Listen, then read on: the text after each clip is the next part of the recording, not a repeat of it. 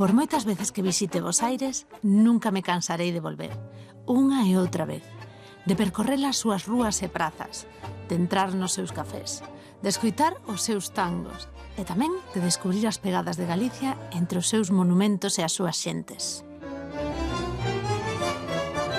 Pero é que ademais hoxe vou ter a inmensa sorte de coñecer a un gran actor, Eduardo Blanco Morandeira.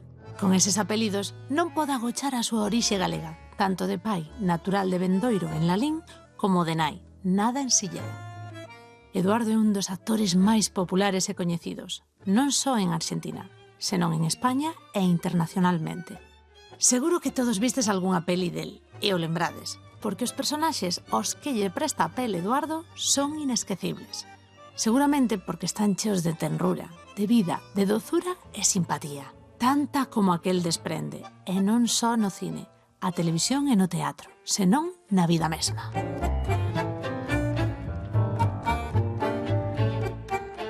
A vida é puro teatro, e aquí en Buenos Aires moitísimo máis. Por iso estamos diante deste, do Teatro Colón, un dos máis importantes da cidade. Estou segura que o noso convidado de hoxe tivo moitas noites de éxito aquí e en todo o mundo. Para min, esta entrevista de hoxe é unha honra.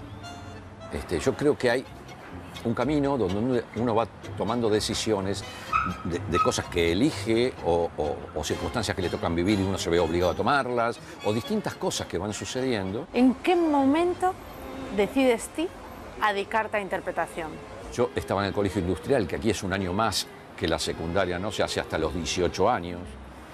Y entonces ya con el servicio militar hecho, se supone un soldado que puede defender a la patria, recién ahí me animé a enfrentar a mis padres y decirles, no voy a ser ingeniero, voy a ser abogado. Como foron os teus comezos no teatro? Yo podría decirte que me dedico a esto, depende cuándo tome, ¿no? Pero poner 40 años como para redondear un número. Y los primeros 15 años no fueron muy venturosos. Trabajaba y de repente después me tenía que subir a un taxi o vender, he vendido de todo. Un gran actor, ten un talento inmenso, sí. O que pasa é que é revestido de humildade tamén. Sí está considerado, efectivamente, o chaman o Benigni argentino, non?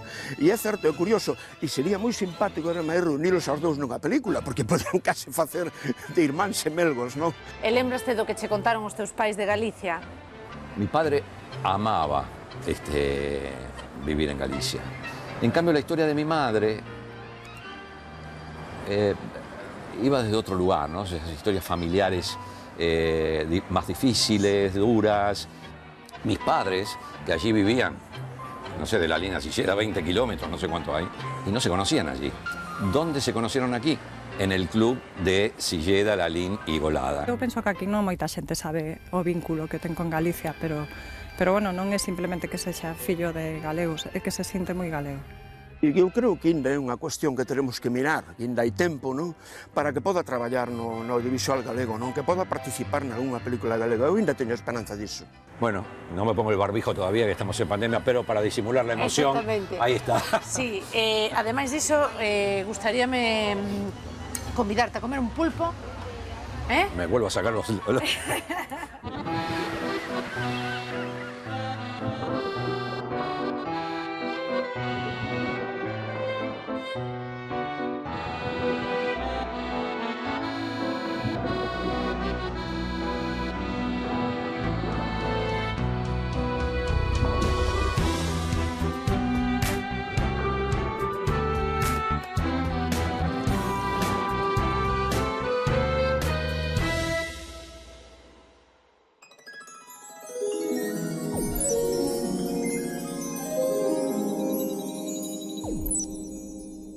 Desde que se fue,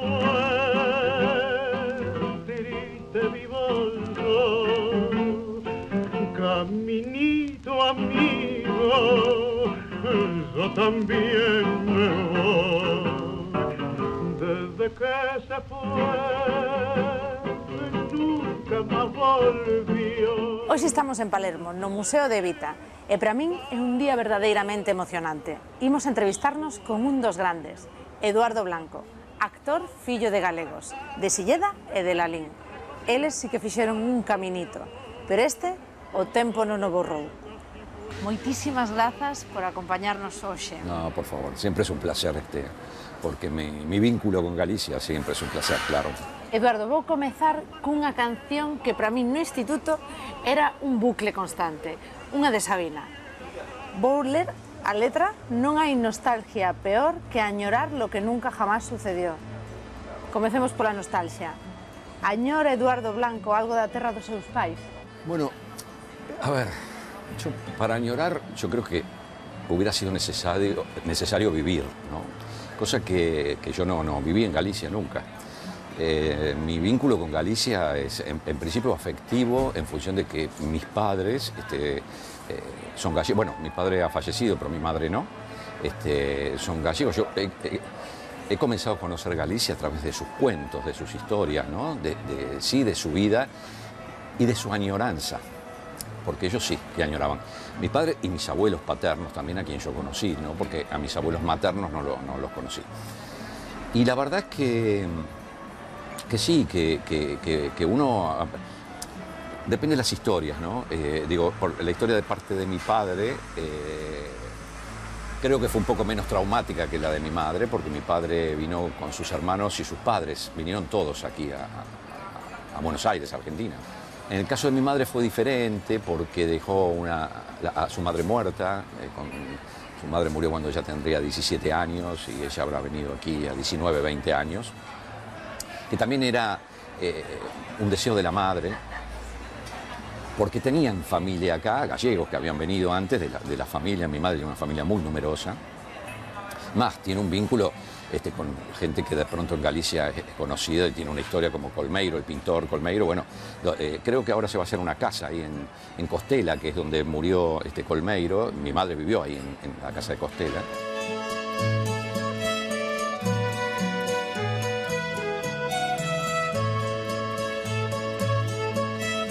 E lembraste do que che contaron os teus pais de Galicia?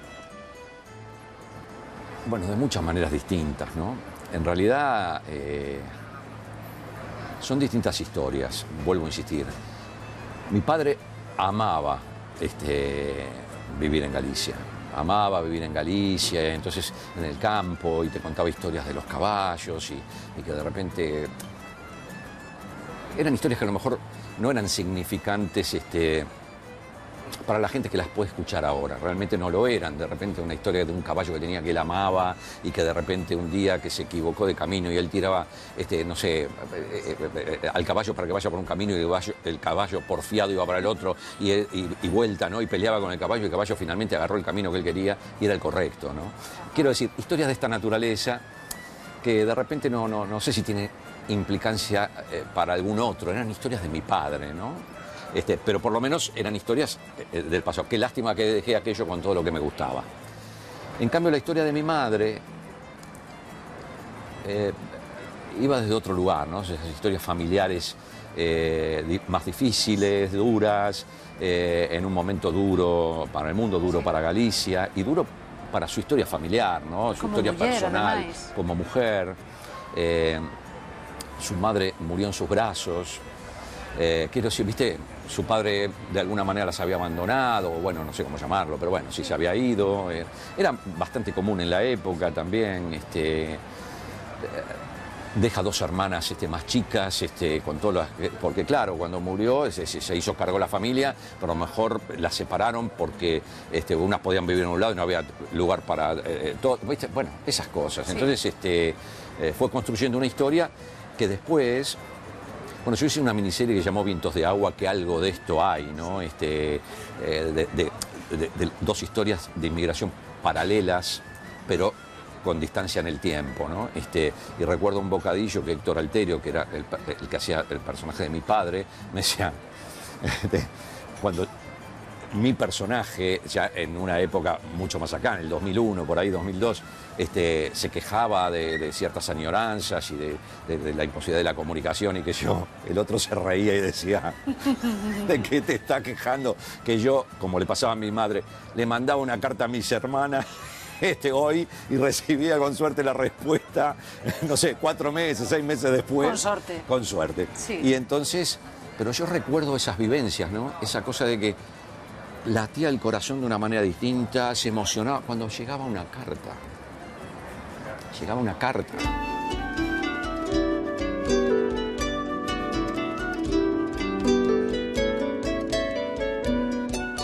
Y ella, es inexplicable lo que le sucedía. Una carta de sus hermanas, que no era la única familia que dejó allá. De hecho, todavía hay familia, pero te quiero decir que, bueno, era su familia más directa, eran sus hermanas menores además, y ella con la responsabilidad cuesta de traerlas.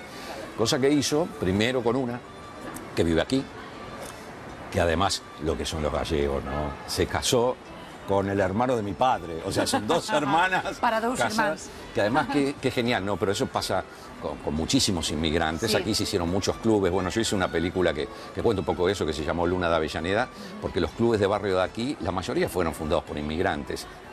Mis padres, que allí vivían, no sé, de la línea Silleda, 20 kilómetros, no sé cuánto hay, o algo así, por ahí, ya muy cerca, y no se conocían allí. ¿Dónde se conocieron aquí? En el club de Silleda, Lalín y Golada. Y cuando trajo a la segunda, ya tendría una edad adolescente, no sé, 16, 17, no sé, y estaba de novia con un catalán. Entonces vino, claro, y estuvo un tiempo acá, y yo recuerdo, porque yo era chico, pero no entendía el concepto de la idea, porque mi tía, Consuelo, porque en ese momento creo que aquí, si no me equivoco, no se entraba fácil. No, había que, tenían que reclamarte. Claro, tenían que reclamarte, algo así. Sí. Entonces mi tía, para que pudiera venir mi tío, el catalán, llamémosle así, mi tío Juan, tenía que casarse. Pero mi tío Juan estaba allá. Por lo tanto, se casó por poder. Y yo, claro, yo a mi tío Juan no lo conocía, claro. Y no comprendía del todo que era eso de casarse con un señor que no era su marido ni su novio, para que después viniera su novio. Ya me pareció siempre la familia de mi madre, sobre todo bastante promiscua. Y esto, bueno, lo certificaba de alguna manera, ¿no? No, pero vos sabés que ciertamente después vino mi tío Juan y se quedaron aquí viviendo unos años. No sé decirte cuánto, pero mi prima mayor, digamos, de ese matrimonio, nació aquí. Pero tendría 1 año, 2 años. Y volvieron allí porque mi tío tenía su madre catalana y seguramente les iba a ir mucho mejor que aquí.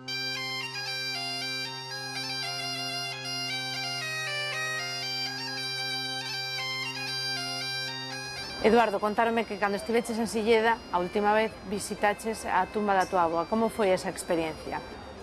Hay cosas que no se explican, que es difícil de explicarla, ¿no? Yo recuerdo la primera vez que estuve en Galicia a conocer el pueblo de mis padres. Hay una iglesia ahí, yo no sé si es en Costela o en Safís, porque todo tan pegado, hay una pequeña capillita, donde ahí está enterrada mi abuela, ¿no? Sí, mi abuela materna. Y a quien yo no conocí, salvo por los cuentos de mi madre, ¿no? Y la primera vez que fui, y le pasó lo mismo a mi hermana la primera vez que fue, ¿no? Qué cosa curiosa, las emociones. Una abuela que no conocí, una persona que no conocí, salvo a través del amor que mi madre tuvo por ella, ¿no? Y yo me puse frente a su tumba y...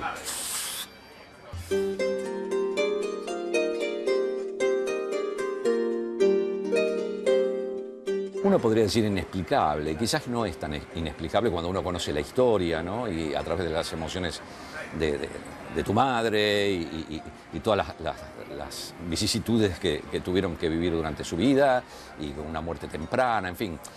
Un día me contaron una historia en Galicia cuando fui en la casa de Costela, donde pienso que en muy poquito tiempo, si no lo es ya, con todo esto de la pandemia, que yo quizás sea un museo del pintor Colmeiro, porque ahí murió Colmeiro y ahí vivió mi madre también, entre otros sitios, ¿no? Y ahí murió mi abuela, en sus brazos. Y mi madre, que era de treparse a los árboles y todo eso, se cargó un árbol, no me acuerdo qué árbol era, con un hacha. Yo digo, qué manera maravillosa de sanar el dolor, pobre árbol igual, ¿no? Pero más allá, perdón a los defensores de la naturaleza, sí. Pero mi madre, de la bronca que tenía, del dolor que tenía, se cargó, o sea, hacha en mano, se cargó un árbol, o sea, toma ya. Se cargó un árbol.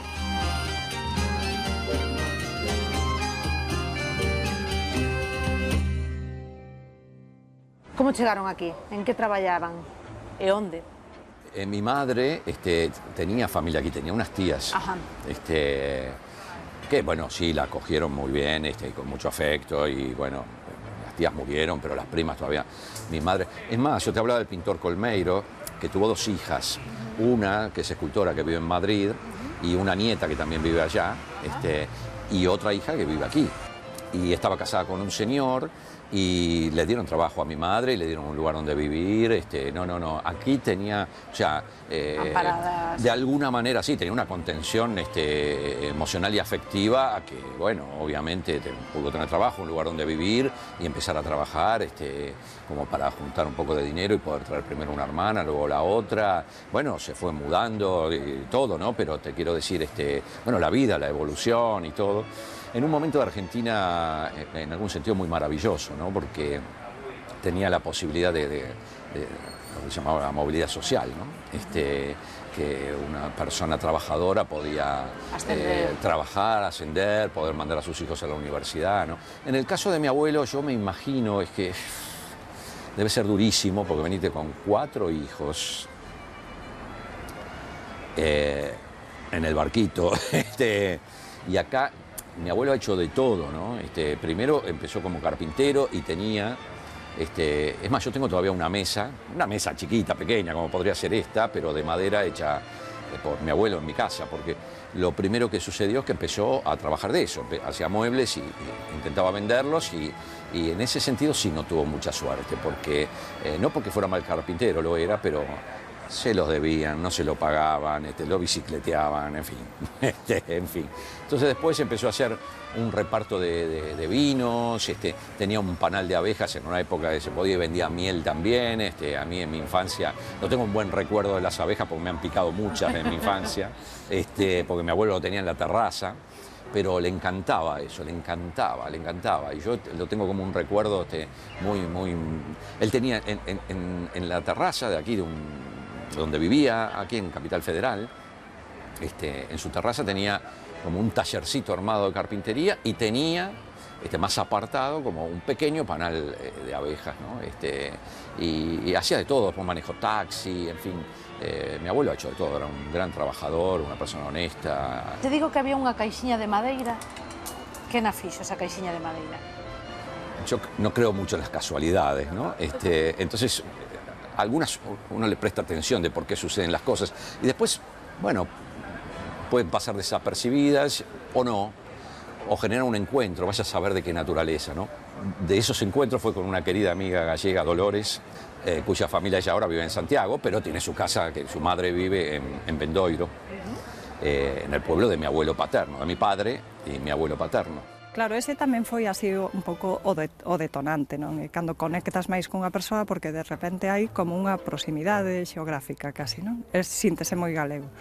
Entón sí que me falaba de que seu pai era de Bendoiro e o meu era de Santiso, a distancia de ser de 2 kilómetros. Entón, claro, preguntei a meu pai un día por esa familia, e sí que os coñeceu, el recordaba unha familia que marchou con nenos máis ou menos da súa idade. Entón, eso, claro, queda aí na memoria da xente. Estou segura de que chegou a coñecer o pai de Eduardo. Recordaba, decía meu pai, a unhas rapazas moi guapas, que debían ser as tías de Eduardo. Y siempre algunas cosas nos han acercado, circunstanciales, ¿no? Además de ser el mismo pueblo, que conocían además a sus padres, a mi familia paterna, ¿no? Los conocían. Y las casualidades, mira, yo te contaba antes que Dolores estaba aquí en Buenos Aires y me venía a ver al teatro el día que murió mi padre, ¿no? Fue una circunstancia que cómo se explica, única, ¿no? Única, que cómo se explica, ¿no? Y bueno, entre otras cosas, para no hacerla larga, ella me contaba una historia un día que le contó su padre antes de morir, porque su padre también falleció, creo que el año pasado, que un día mi abuelo le regala una cajita de madera para que guarden los lápices. Su padre tendría, no sé, 10, 11, 12 años. Y su padre le contó esta historia, ¿no? Que por supuesto ellos la usaron, él y sus amigos, para guardar los cigarrillos, pero bueno, eso creo que mi abuelo no se enteró nunca. Pero mirá vos lo que son las casualidades en un mundo tan grande, de conocer a una persona del mismo pueblo, de tu familia paterna, y que además haya tenido, aunque te imaginarás que le pregunté en ese momento, que le pedí que le preguntara a su padre si tenía esa cajita de madera, claro. Cosa que no la tenía, y así que me quedé solo con la anécdota. Que me pareció, entre muchas que tengo con ella, en ese sentido, ¿no? Somos casi familia sin serlo. Yo creo que las emociones, las energías, son inexplicables, ¿no? Y a veces uno las fuerza, y yo creo que no hay que forzarlas, ¿no? Porque cuando tienen que suceder, suceden, ¿no?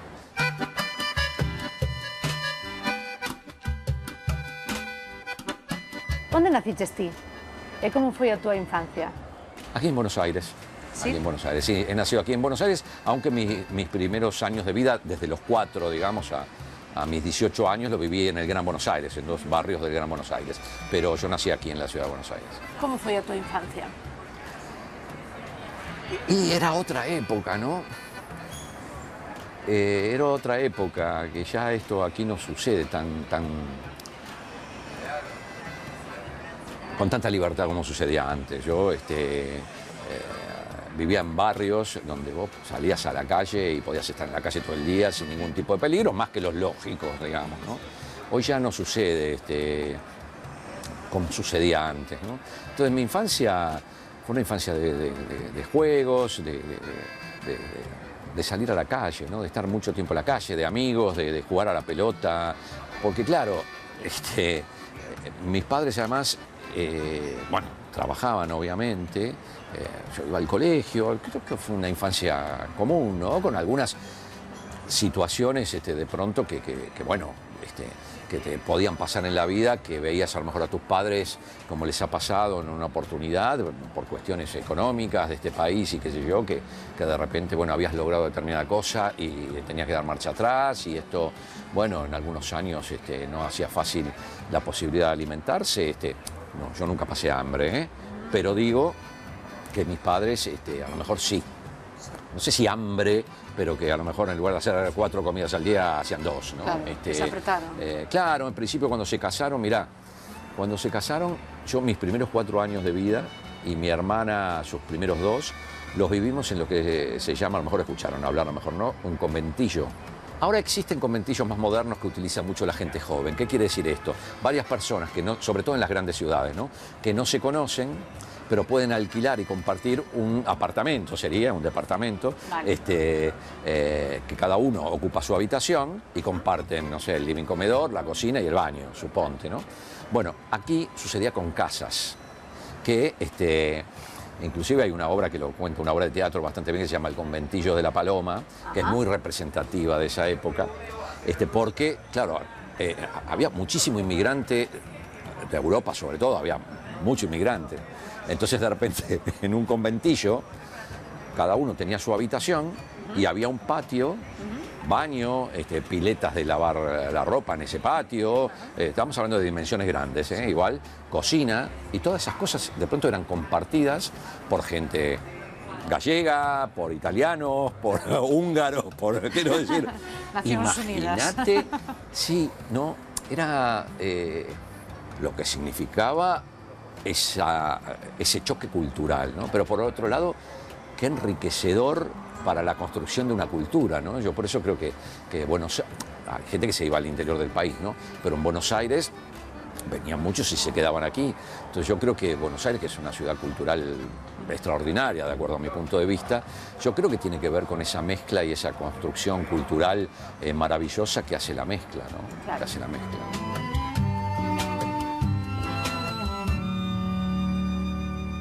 Eduardo, ti eras un neno traste. A mí no me gustan mucho las etiquetas, porque parece que cuando a uno lo etiquetan, lo definen de una manera y parece ser, porque todos nos quedamos así, ¿no? Tenemos sociedades que lo que nos encanta es etiquetar, porque sí. Creo yo es una cosa espontánea del miedo, ¿no? El miedo a lo desconocido. Cuando uno más o menos lo etiqueta, lo estructura sobre algo preestablecido que yo puedo conocer, el miedo se diluye. Bueno, es una interpretación psicoanalítica salvaje mía de café. Bueno, no importa. Pero bueno, ¿pero por qué digo esto? Porque si yo te contestara que sí, pareciera que yo hubiera sido eso y ninguna otra cosa. Y además me defino como eso, como un chico, no sé, salvaje o no sé cómo dijiste, o travieso o pillo. Yo creo que he tenido y tengo una mezcla de todo. Si vos me decís que soy pícaro, no me definiría con eso, con esa palabra. Ahora, que en algunas cosas tengo picardía, sí, claro. Estaba imaginando a ese neno que podía xogar na rúa, na calle, Sí. E se trepabas polas árbores, xogabades o escondite, se facíades todas estas trasnadas que, bueno, eu tamén teño feito, obviamente. Sí, eso sí, eso en ese sentido sí me puedo definir como un chico peligroso. No, ya ni siquiera pícaro, peligroso. Sí, en una época donde la calle la tomabas como propia y vivías aventuras, donde, claro, a una edad donde no ponías en riesgo nada, porque la vida era eterna, ¿no? Y yo he puesto la mía en peligro muchas veces con esas travesuras. Sí, ahí sí me podría definir como un chico pero no era el único, quiero decir. Claro. Pero he hecho cosas tremendas, tremendas donde podía no estar hoy aquí contándote nada, o sea, realmente. Hay una película de un director que yo admiro mucho, que se llama Adolfo Aristarain, que tiene algunas películas bárbaras, una que ha hecho con Pepe Sacristán, que se llamó Un lugar en el mundo, que para mí es una de mis preferidas, ¿no? Sí. Hay un chico joven en esa película que juega un juego consigo mismo, quiero decir, muy arriesgado, que va, yo creo que era no a caballo, sino en una carreta con caballos, persiguiendo al tren, pero apurándose para pasar por un lugar donde se puede pasar antes de que llegue el tren y no lo agarre, ¿no? Un desafío consigo mismo, vaya a saber con qué locura, ¿no? Yo no te digo que yo hacía eso, pero hemos hecho algo parecido en una oportunidad y hemos hasta pasado miedo, porque era muy habitual, donde yo vivía, en el barrio de Florida en ese momento, acortabas camino caminando por las vías del tren. Entonces, si ibas a cualquier... Y además era una aventura, ir con los amigos caminando por las vías. Y entonces siempre íbamos en contramano, mirando el tren de frente, ¿no? Porque cuando lo veías venir, te pasabas a la vía de al lado, ¿no? Y después, cuando el tren pasaba, volvías a pasarte para seguir caminando. Y había un lugar donde había un puente. Por lo tanto, no era fácil pasarse a la vida de al lado, porque estabas al aire libre, o sea, te podías caer, te matabas. Y un día veníamos caminando y venía el tren de frente. Entonces jugamos a terminar de pasar el puente por la vía que venía el tren de frente para poder pasarnos al lado y que el tren no nos agarre. Pero bueno, te quiero decir, mucha locura, ¿no? De desafíos, ni te digo con la bicicleta, las cosas que hacíamos, porque también... Pero bueno, son esas edades que si estás en la calle, en una época que se disfrutaba la calle y que no era peligroso en el sentido del peligro que hay ahora, ¿no? Pero vivías esas aventuras, ¿no?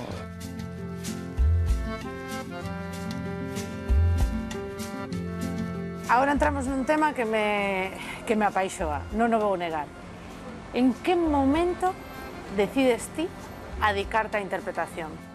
Yo creo que hay un camino donde uno va tomando decisiones de cosas que elige o circunstancias que le tocan vivir y uno se ve obligado a tomarlas, o distintas cosas que van sucediendo y que entonces no es una cosa, resulta que un día puede haber gente que le suceda así, ¿no? Recuerdo esa vieja pregunta que por lo menos aquí se hacía cuando yo era chico, decir, ¿qué vas a hacer cuando seas grande, no?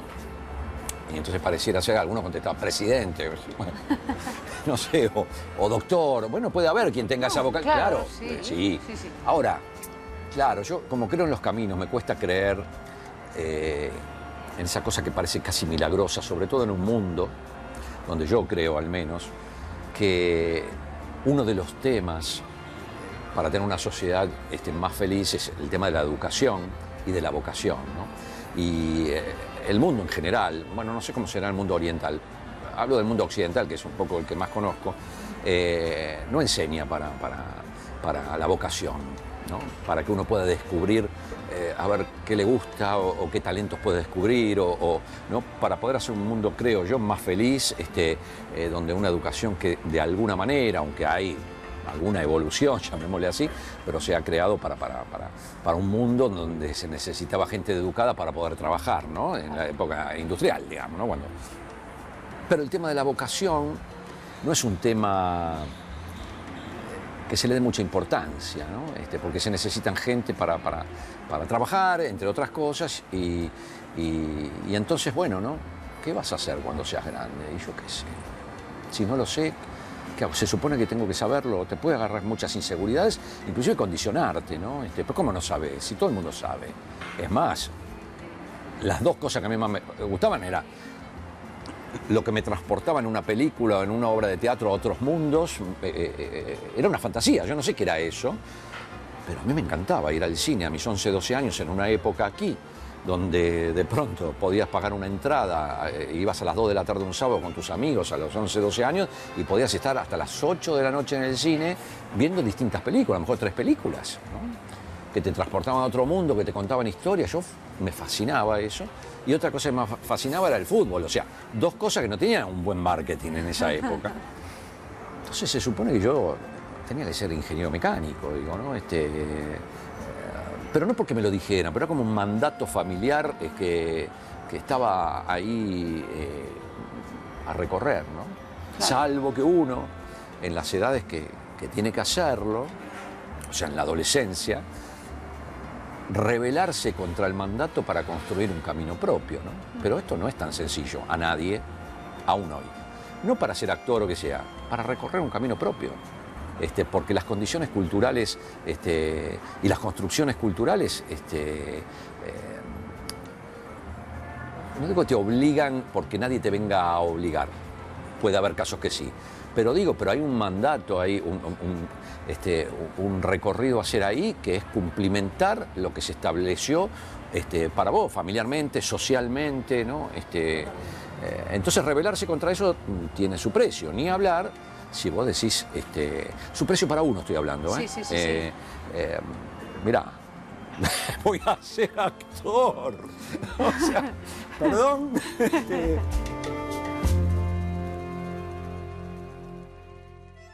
Lembras ese momento? No, a primeira vez que dixeches a tua nai? No, es que tampoco fue un momento. Quiero decir, yo primero comencé en un grupo de teatro independiente. Hobby. Sí. Es como hobby para mis amigos, para mi familia, por mis amigos también. Porque en esa época, cuando vos decías quiero ser actor, tus amigos, ya no tu familia, ponele, no se emparentaban con el mismo sentimiento de eso que tu familia, si se va a morir de hambre, o sea, miedo, ¿no? Total. Tus amigos, claro, porque la concepción del actor en ese momento, eran los actores famosos, para mis amigos a los 17, 18 años. Entonces, la respuesta, ¿qué te haces el ganchero? Mirá si vas a ser actor. No, como si fuera una ocurrencia de cierta soberbia, decir quiero ser actor, digamos, ¿no? Porque estaba entendido que el actor solamente era el actor famoso, claro, obviamente, ¿no? Y inclusive en esa época casi te diría, además de Hollywood, ¿no? que vas a ser actor. Entonces, nada, pero por eso digo que creo en los caminos, ¿no? Y en las construcciones. Yo empecé ese grupo porque también podía ser, no me gustaba, cuando descubrí lo que era el teatro, no me gustaba, o qué sé yo, muchas cosas. No, me encantaba. Claro. Estaba en el colegio industrial, que aquí es un año más que la secundaria, ¿no? Se hace hasta los 18 años. Por lo tanto, se supone que era una época de tomar decisiones, ¿no? Pero como a mí me tocaba el servicio militar, bueno, nada, hago el servicio militar porque ahí no podía hacer otra cosa. Y entonces ya con el servicio militar hecho, se supone un soldado que puede defender a la patria, recién ahí me animé a enfrentar a mis padres y decirles, no voy a ser ingeniero, voy a ser abogado.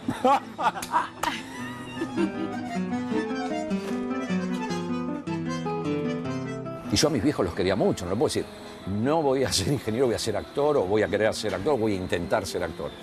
Entonces, te diría que dije, bueno, a ver, ¿qué carrera universitaria? Que tampoco en esa época eran tantas las carreras que había, como hoy que hay una amplitud enorme. Dije, ¿qué carrera puedo elegir de las tradicionales que pueda tener un poco más de ilusión para mí? A mí no me gustaba nada de la mecánica, la ingeniería, todo eso. Sí. O sea, dije, bueno, la abogacía, era un momento que todavía creía yo en la justicia. Digo yo, por otro lado, bueno, estaba más emparentado con la historia, con materias que podían ser más gustosas de estudiar. Entonces dije un poco eso, ¿no? Y acá en esa época se rendía examen para entrar a la Universidad de Buenos Aires. me puse a estudiar en serio, casi con entusiasmo, te diría, para entrar en Derecho, porque decía, bueno, pude sacarme esa mochila de ser ingeniero, ¿viste? Porque yo ya durante la secundaria en ese sentido la había pasado muy mal, y entonces, nada, comencé a ser mucho más, ¿cómo le llamaste? Salvaje, ¿no? Entonces, bueno, nada, el tema es que me bocharon en el primer intento. Yo, haciendo el servicio militar, fui a rendir con el tiempo que me quedaba para estudiar y todo, y me bocharon en una de las 3 materias, y por poco, me dio una bronca tremenda, porque dije verdaderamente, con todo lo que estudié y estaba... Bueno, cuando salga del servicio militar, el año que viene vuelvo a intentar. Y entonces el próximo año, por si no me iba bien en la Facultad de Derecho, me anoté también en el Conservatorio Nacional de Arte Dramático, que se llamaba en esa época así. Ajá.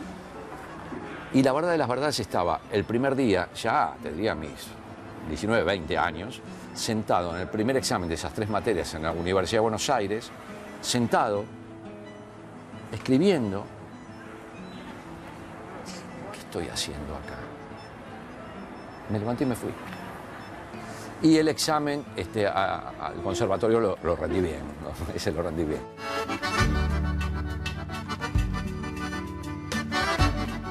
Como foron os teus comezos no teatro?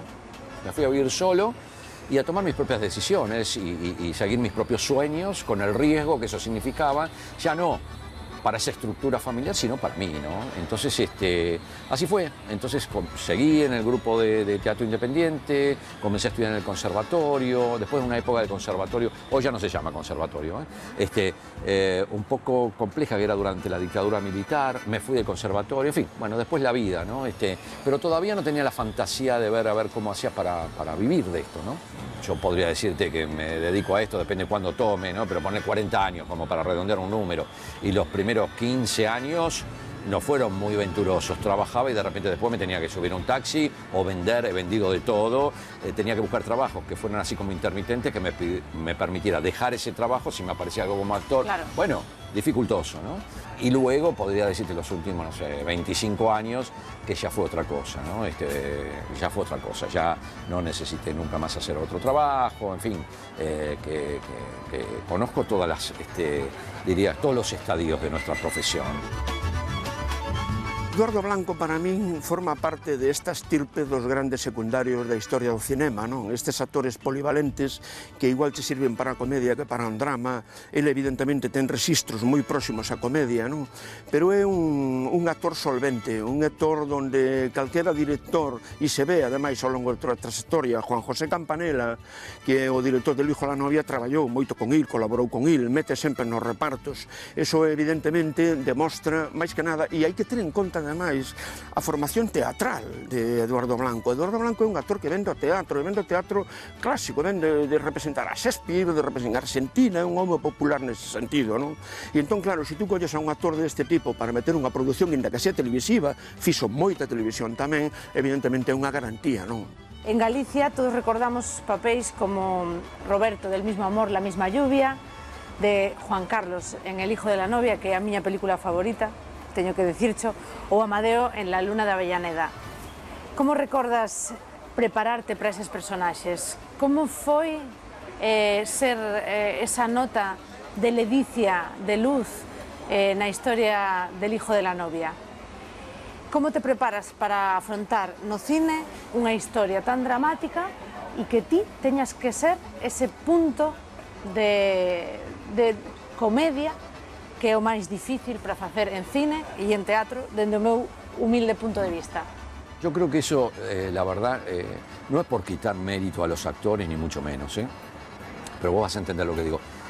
Porque ya hoy, que Campanella es un director conocido internacionalmente, que yo, vos podés decir, si tenés que definir un estilo de Campanella, uno podría definirlo con el humor dentro de situaciones que de repente son trágicas o dramáticas o emocionantes, ¿no? Y él es un estilo que lo identifica mucho, y yo creo que está en todas las cosas que cuenta, que le pertenecen, ¿no? Y eso creo yo que ya está estructurado desde el guión mismo, ¿no? Porque también es un estilo que tiene Fernando Castells al escribir. Y Campanella a mí me parece que cuenta historias populares, pero elevadas, quiero decir. No es chabacano en la forma de contar porque cuenta popular. A mí me parece que eleva lo que llamamos a veces de una manera peyorativa, en muchos lados, ¿no? Popular. Muchas veces hay gente que llama lo popular y lo asocia a lo chabacano, ¿no?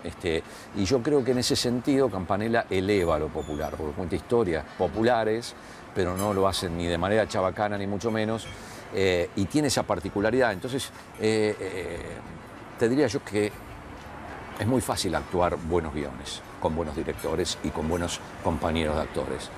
Y a veces se hace complejo cuando no te toca eso. Y cualquier actor o actriz sabe que, sobre todo en cine estoy hablando, ¿no? Donde la cosa técnica es un elemento a tener en cuenta, que la edición también y una serie de cosas que pueden modificar un poco a historias de películas que de repente fue transformado en una buena película que no lo era tanto y al revés.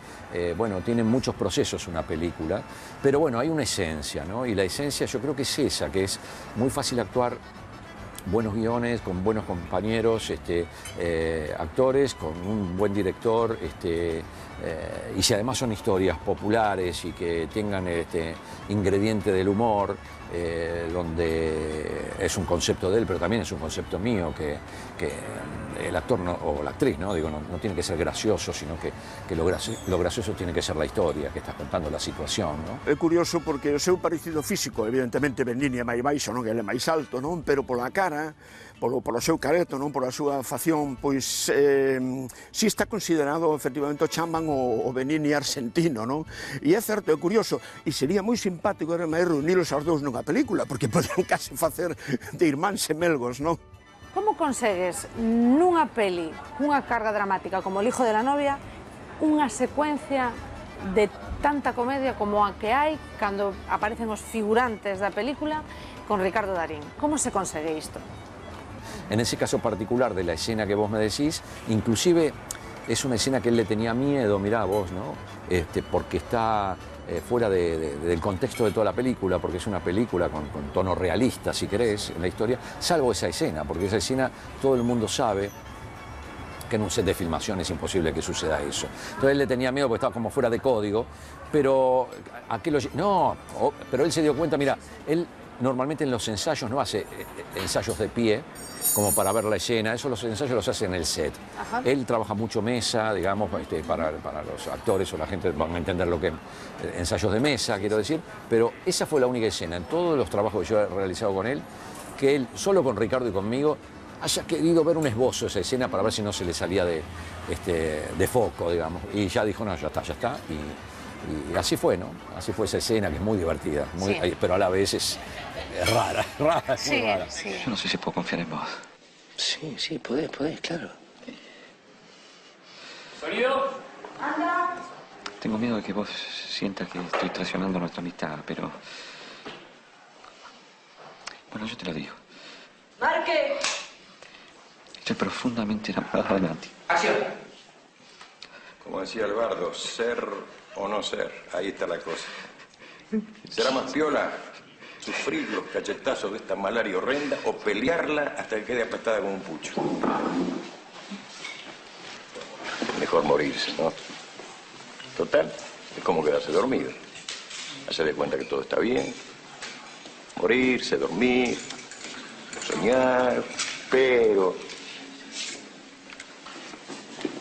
¿Quién sabe qué soñamos? Ahí en el Jonca, quietitos, ahí desnuditos, ¿quién sabe? Ese es el intrínculo, y si no, ¿quién aguantaría la bronca? La suerte que grela, los delirios del poder. Creo tamén que tes un Chano Piñeiro, que é un recoñecemento da Xunta de Galicia no ano 2008. Como foi recibir ese premio dos paisanos galegos? Se dio en Orense también, junto con Morris, que yo no lo conocía en ese momento, y después tuvimos la fortuna de coincidir juntos en un trabajo en Madrid. Todavía nunca... Vos fíjate que he filmado en todos los sitios de España. Yo creo que en todas las regiones he filmado. Nunca he filmado en Galicia. Para cando unha película en Galicia? Bueno, yo qué sé, no Apetéceche, tengo... non? No, bueno, imagínate. Ten que se dar, non? Que o contido no que se pensa, ese guión ou esa historia teña razón de ser, non? Para unha coproducción hispano-argentina, por exemplo, galego-argentina.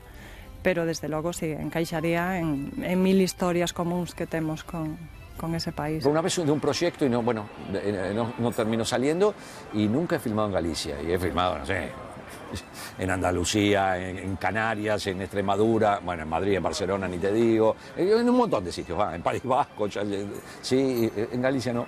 Pero bueno, pero más allá de que no, el día del Chano Piñeiro y fue muy maravilloso, que además fue tremendo para Morris, pobre. Siempre me cuenta la misma anécdota.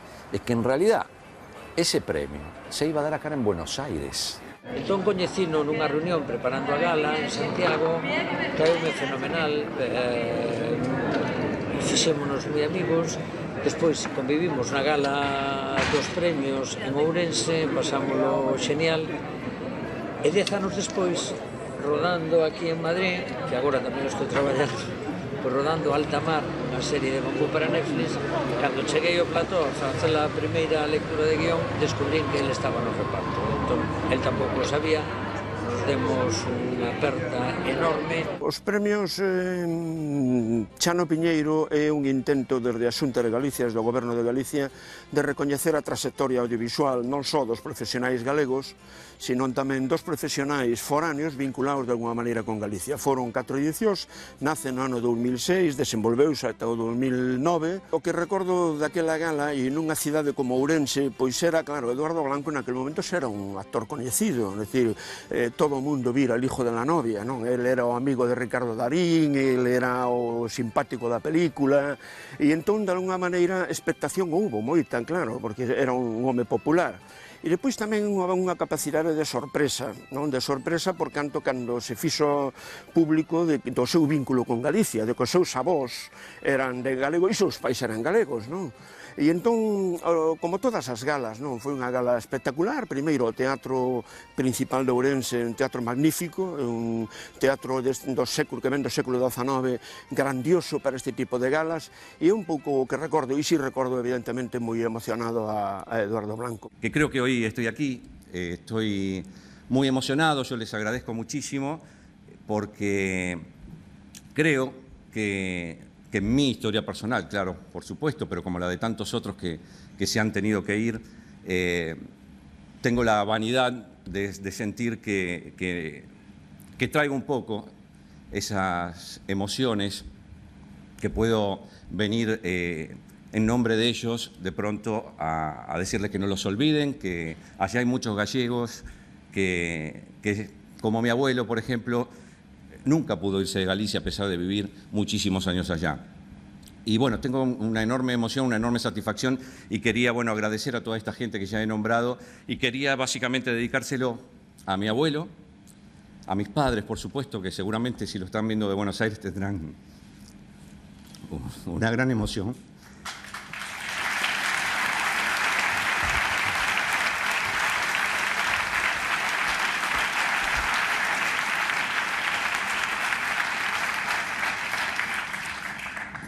Perdón, pero que soy llorón, ya hay algunos que saben acá, tienen esa información. Y a mi abuela materna, quien no tuve el placer de conocer, pero que la conozco por intermedio de los cuentos de mi madre, quien ha ido de alguna manera a Argentina después de su muerte, cumpliendo un poco el deseo que ella tenía, o sea, mi abuela, de que mi madre lo hiciera en vida de ella. Así que bueno, a todos ellos que básicamente tienen que ver conmigo, con mi historia, con mis afectos, con mis emociones, y me encanta estar acá para compartirlos con todos ustedes. Así que muchísimas gracias. Tenían una visión que a mí me gustaba bastante, ¿no? Venir a presentar la Nueva Galicia. ¿Por qué digo la Nueva Galicia? Porque aquí en Buenos Aires es la ciudad en el mundo, incluida cualquier ciudad de Galicia, donde más gallegos hay. La ciudad, ¿no? Sí. De manera que a mí me parecía una buena idea, porque entre muchas otras cosas a las que está asociada Galicia, también está asociada a los chistes de gallegos, que muchos gallegos se ofenden muchos otros como yo no, al contrario, a mí, que te lo contaba antes, ¿no? Me da mucha emoción, me da orgullo inclusive de cómo gente, como mis padres, mis abuelos, de repente sin estudio, han podido venir, trabajar, crecer, evolucionar, darle mucha importancia a la educación y hacer que sus hijos puedan ir a la universidad, aunque yo les fallé, ¿no? Pero bueno, ese es otro tema. Y a mí eso me produce orgullo, como desde ese lugar uno, con el trabajo, con la vocación de querer hacerlo, puede evolucionar en la vida, ¿no? Me parece un gran ejemplo, por eso a mí no me ofenden. Pero me encantaría que Galicia esté asociada a esto que te digo también, a la Galicia de hoy, ¿no? Y me parecía una buena idea, pero tuvieron que suspenderlo, entonces lo hicieron en Galicia y me llevaron a mí. Y entonces Morris se perdió la avenida a Buenos Aires, que le hacía mucha ilusión y bueno, yo le digo a Morris, algún día nos va a unir un trabajo que se filme, alguna coproducción que se filme en Argentina y se filme en Galicia y que nos unan un trabajo, ¿no? Pero así fue la historia de ese Chano Piñeiro. Entonces fui yo allá, acá hubiera sido igualmente emocionante, sí, pero a la vez allá fueron alguna familia mía a presenciar esa entrega de premio y ese momento, ¿no? De repente toparse na súa terra, poder visitar mesmo a tumba da súa avoa, é dicir, de alguna forma ele levou unha inxección de galeguidade, non? E lamentou, e eu creo que ainda é unha cuestión que teremos que mirar, que ainda hai tempo, non? Para que poda traballar no audiovisual galego, non? Que poda participar nalgúna película galega, eu ainda teño esperanza disso. Fálame un poquinho dese último proxecto teatral, As Ordes de Campanela, o Parque Lezama. Contame, de que iba esa obra? Esta es una obra que en realidad no le pertenece. La adaptación sí la hizo él, es una obra norteamericana, se llama Yo no soy Rapaport, que él había visto a los 20 y pico de años en Nueva York y se quedó fascinado, y que él dice que lo formó bastante en su manera de contar, ¿no? Pues es una historia dramática, pero contada con ciertas dosis de humor, cuyos dos protagonistas son dos señores de 80 y pico de años, ¿no? Ancianos que comparten el banco de una plaza, uno más entero, soñador, bueno, y el otro más vulnerable. Hay otros personajes en la obra, es muy divertida la historia, y la adaptación de Campanella era muy divertida porque no eran dos ancianos normales, eran dos ancianos con sus particularidades, ¿no?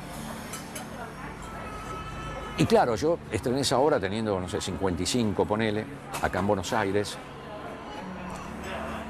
Hice una composición que tenía que llevar a cabo cada día.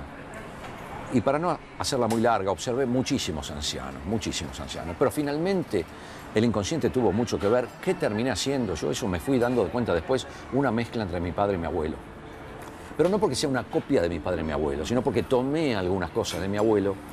Y de mi padre lo que tomé, ya mi padre en ese momento tenía Parkinson, es ese elemento. Y lo tomé porque el viejo que yo hacía sobre las tablas, en el escenario, era un viejo que a través del recorrido de la obra le daba batalla a la vida, le daba batalla a lo que le estaba sucediendo. Cosa que en la realidad es muy difícil de hacer con una enfermedad como el Parkinson, una enfermedad evolutiva que te va impidiendo todo, ¿viste? Y esto es... Bueno. Entonces me parecía buena la idea de... Nosotros como actores nos sirve mucho en la vida la fantasía, ¿no? Y bueno, aquello que en la vida no puede ser posible, bueno, ¿por qué no llevarlo a la fantasía y sí, por lo menos decir, bueno, ahí está, ¿viste? Yo lo pongo acá y acá sí va a poder darle batalla, ¿viste? Acá sí. Por lo que le toque vivir todavía, ¿no? Que uno dice, bueno, este ya es otro tema. Entonces yo en el escenario volqué esa fantasía. La verdad que la obra tuvo un recibimiento extraordinario, daba una energía a la gente, la obra, no mi trabajo ni nada, ¿no? El conjunto, ¿no? Era una obra tan positiva sobre la vejez, tan positiva, tan maravillosa sobre la vejez, tan divertida por otro lado, y iba recorriendo también unos recorridos emocionales mientras vos te ibas divirtiendo mucho con lo que hacían estos dos personajes sobre el escenario, ¿no? Cuento todo esto porque la energía que emanaba del público, además nos iba muy bien, o sea que era la sala llena, así que yo, cuando terminaba la obra, era extraordinaria. ¿Por qué cuento todo esto, no? Porque mi padre murió y yo ese día tuve la necesidad de ir a hacer la función. Resulta que a última vez que fun ver esa obra foi o día que faleceu o pai de Eduardo. Entón, estaba con unha productora amiga, Fernanda del Nido, que fomos as dúas, e eu, no momento dos saludos, dixen, aquí está pasando algo, porque era como todo moi emotivo, el dedicaba a función, bueno, pues, ao ceo, non, ao público, era... Porque los actores, actrices, ¿no? Lo digo de manera genérica si querés, antes que actores y actrices somos personas, ¿no? Entonces, aunque no parezca. Y si no hubiera sido el evento que a mí me sucedió, la necesidad personal que yo tuve de hacer la función no hubiera ido. No, no hubiera ido. Pero yo creo que es eso, yo necesitaba la necesidad de esa catarsis con la fantasía mística de que esa energía lo iba a acompañar, esa energía del final de la función lo iba a acompañar. Bueno, era un poco la despedida de mi padre, ¿no? Para mí.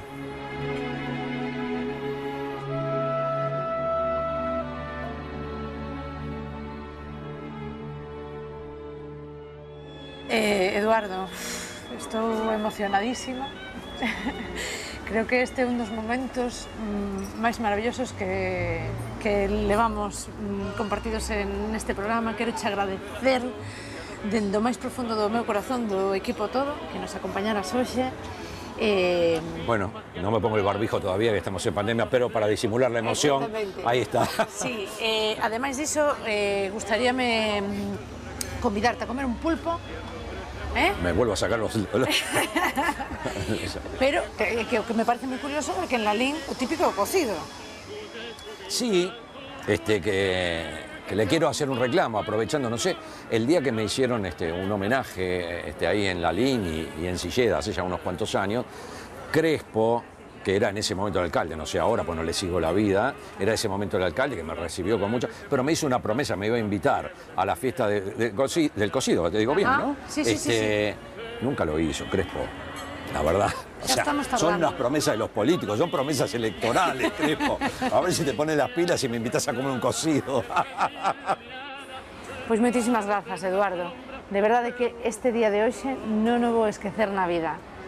De pequena, de rapaza, vi as túas películas e hoxe, para min, isto foi un soño feito realidade. Moitísimas grazas, Eduardo. A ustedes, Un saludo a todos. Un gran actor, ten un talento inmenso, sí. O que pasa é que é revestido de humildade tamén. Aquí non moita xente sabe o vínculo que ten con Galicia, pero bueno, non é simplemente que sexa fillo de galegos, é que se sinte moi galego. E a verdade, me encantaría volver a coincidir con él, aínda que só fose para tomar un café. Pero para mí é unha das persoas que me deixaron, non sei, unha pegada especial. Eduardo, para ti. Foi un inmenso prazer coñecer a Eduardo e pasar con el un par de días en Bos Aires, paseando polo barrio de Palermo. E non só por descubrir o grande actor, senón por atopar a gran persoa que é. Esa persoa que desprende xenerosidade, nobreza, emotividade, cariño, bondade, un galego dos bos e xenerosos, un cabaleiro. Hoxe sei que teño nel algo máis que un colega e compañeiro de profesión. Dende hoxe teño, ademais, o grande amigo que todos quixéramos ter. Sentir que es un soplo la vida, que 20 años no es nada, que febril la mirada, errante en la sombra, te busca y te nombra. Vivir con el alma aferrada a un dulce recuerdo que lloro otra vez.